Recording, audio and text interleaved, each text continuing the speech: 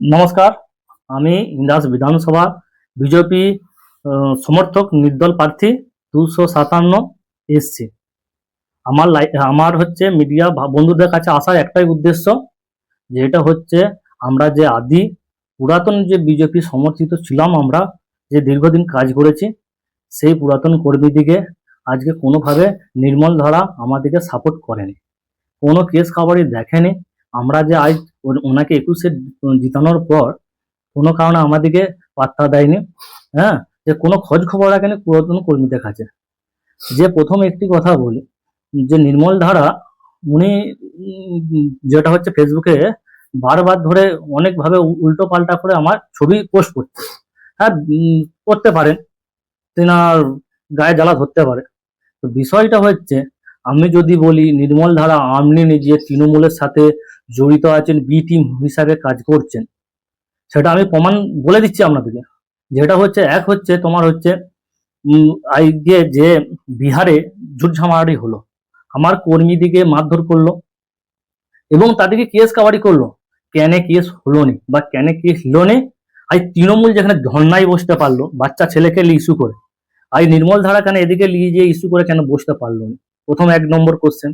2 নম্বর question, যেটা হচ্ছে যে একটা ওনার নিজের বাড়ির কাছে স্কুলে যে হচ্ছে একটা মাস্টারকে অসম্মান করলো, যেটা হচ্ছে বিজেপির মাইনাস পয়েন্টে কিছু ভোট কাটার জন্য উনি ওইটা ব্যবস্থা করেছিলেন।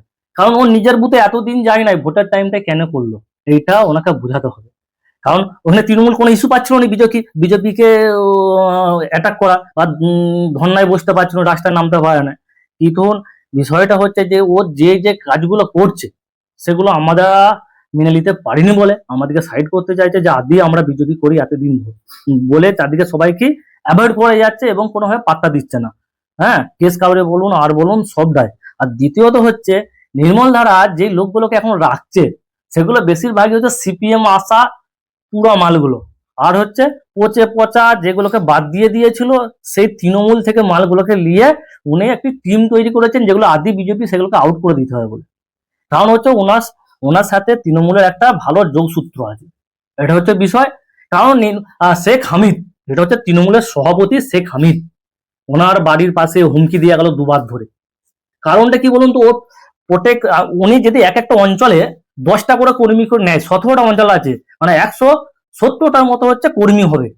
সে কর্মী করলে নিয়ে কি ও একটা সভা বা হালকা ধরনের কিছু করতে পারতো না? কারণ যদি হামিদকে ডাইরেক্ট ভাষায় আক্রমণ করে উনি ফেঁসে যাবে, এই কারণের জন্য উনি আক্রমণ করতে চাইছে না। তবে আমার ইন্দাসবাসীকে বলা একটাই, মা দিদি বোন বা দাদা কাকু সবাইকে একটা কথাই বলা উচিত, যেহেতু আপনারা দেখলেন 5 বছর হচ্ছে নির্মল ধারাকে, আর 10 বছর হচ্ছে তৃণমূল সরকারকে, আর 34 বছর হচ্ছে বামপন্থী সরকারকে। আমি বলছি দল বিশেষে নয়, ব্যক্তি বিশেষে একবার 5টা বছর আমাকে সুযোগ দিন। যেটা হচ্ছে আমার চিহ্ন আছে ফুলকপি, এটা চাষিদের সবচেয়ে চাষের মূল্য জিনিস হচ্ছে ফুলকপি। আমি চাষির ঘরের ছেলে, হ্যাঁ, আমি চাই যে আমাকে ফুলকপি চিহ্নে ভোট দিয়ে জয়যুক্ত করুন।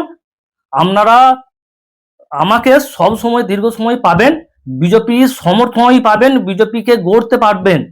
যেটা হচ্ছে আমি যদি জিতি বিজেপিকে সমর্থন করার জন্য কাজে লাগবে। আর এই ইন্দাসবাসীকে একটা কথাই বলা, যে আমাকে জিতলে আপনাদের পাশে পাবেন ইয়ং ছেলে, চাঙ্গা ছেলে সবচেয়ে, যেটা হচ্ছে লড়তে পারবে তৃণমূলের সাথে, চোখে চোখ রেখে কথা বলতে পারবে, আর শেখ হামিদকে সেই মতো জবাব দিতে পারবে। তাহলে কি এই নির্দল প্রার্থী হয়ে দাঁড়ানো কি বিধায়কের খুবই নির্দল প্রার্থী হয়ে দাঁড়ানো? হ্যাঁ, ইয়েস, নির্দল মানে বিজেপি সমর্থিত যেহেতু নির্দল আমি দাঁড়াইছি, এর কারণ একটাই হচ্ছে নির্মল ধারার কুকীর্তি কিছু রয়েছে আমার কাছে প্রমাণ। যেটা হচ্ছে একটা ড্রাইভার কি করে মন্ডল সভাপতি হতে পারে, যে ছেলে দীর্ঘদিন ওর ঘরকে মানে 2-1 বার এসেছে, সে কি করে মন্ডল সভাপতি হতে পারে, সেই সব লোককে কি হয় জায়গা দিতে পারে, সেটা আমার কাছে পুরো প্রমাণ তথ্য আছে। আরো কিছু আছে পোস্টার, ঠিক টাইমে ওটা 3-4 দিন আগে অনেক কিছু কি করতে আছে, যেটা হচ্ছে অনেক কিছু ব্যাপার আছে, যেটা হচ্ছে পোস্টারের মধ্যে আপনারা দেখতে পাবেন। তখন ওই নির্মল ধারাকে ভোট দেবেন না। এই নতুন যে নির্দল প্রার্থী বিজেপি হয়ে দাঁড়াইছে, বিজেপিকে ভালোবেসে একদিন বিজেপিটা করেছে, তাকে ভোট দেবেন। জনগণের কাছে একটাই